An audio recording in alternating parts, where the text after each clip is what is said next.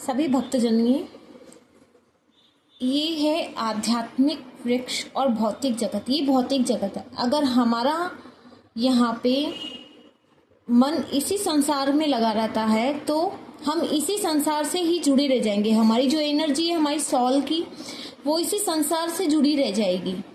और धीरे धीरे हम अगर इन सबसे ऊपर उठ के, भावनाओं से ऊपर उठ के, और अगर प्रेम रूपी भावनाओं को पकड़ेंगे तो धीरे धीरे धीरे ये देखिए, जानवर से ऊपर मनुष्य है।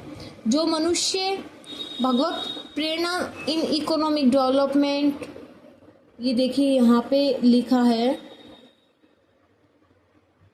ये देखिए यहाँ पे सभी भावनाओं से ऊपर उठता है मनुष्य तो देवगण देव रूप में आता है। और जब देव रूप से भी ऊपर उठता है तो ये ब्रह्म है, ब्रह्म रूप को समझता है। और अगर प्रेम भावना को समझ जाता है कि प्रत्येक मनुष्य, हर मनुष्य से जब प्रेम करने लग जाता है, उसके दुर्गुणों को भूल के ईश्वर में अपना ध्यान लगाता है, और ईश्वर को जब प्रत्येक जीव में समझने लग जाता है, तब वह उससे जुड़ जाता है। वह है सबसे ऊपर गोलोक, वो सबसे ऊपर है। और गोलोक, जब तक आपके मन में सभी जीवों के प्रति प्रेम भावना नहीं आती, तब तक आपने, जब तक प्रेम, ये देखिए गाय है यहाँ पे, अति प्रिय भगवान उसे।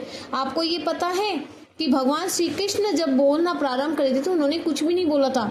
जब उनके मैया ने बोला बोल मैया, तब उन्होंने सबसे पहला शब्द निकाला था गैया, यानी गैया ही उनको लिए सबसे प्रिय है।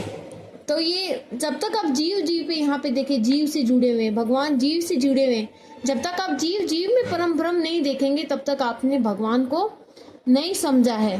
तो हिंसक भावनाओं को त्याग करके, एक दूसरे से प्रेम से जुड़ाव करके, अगर आप ये समझेंगे प्रेम भावना सभी जीवों में, तब आप परम ब्रह्म को समझ पाएंगे। भगवान कबीर दास जी थे, वो राम जी के राम राम राम जपा करते थे। अंतिम समय में जब भगवान राम प्रकट हुए तो भगवान राम ने बोला, अरे भक्त आंखें खोल, मैं वही राम हूँ जो तू मुझे दिन भर जपा करता है।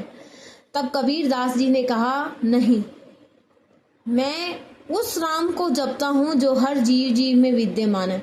तब भगवान श्री राम उनसे अत्यंत प्रसन्न हुए थे और फिर उन्होंने मुक्ति पाई थी।